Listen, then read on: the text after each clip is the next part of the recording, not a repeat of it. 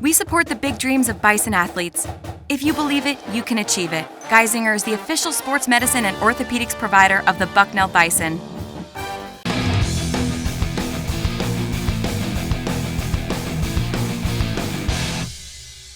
Today, we're in the herd with rowing. After an incredible 2022 Patriot League Championship victory by the first Varsity 8, Bucknell coach Steve Kish and his Bison are hoping for more of the same at this year's championship on Friday.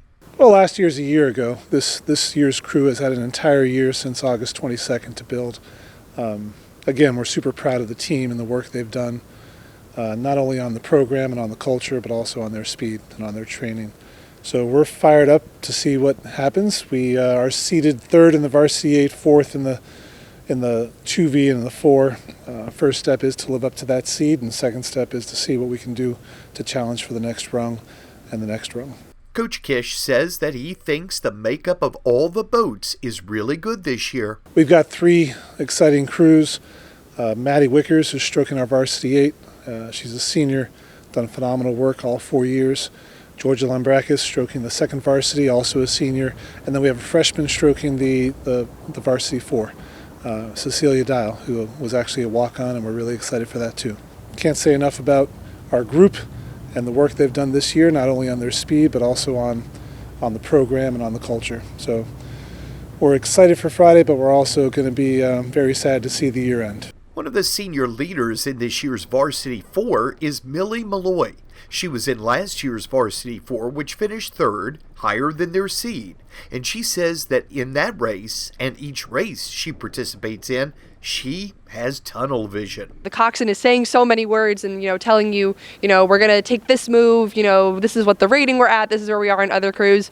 And I think a lot of people will tell you, I don't remember a single thing that the coxswain said during that race. I feel like I definitely will, black out sometimes. I can always hear the words and hear, the cadence of the words, but I think I am very good at getting into my tunnel and staying in my tunnel.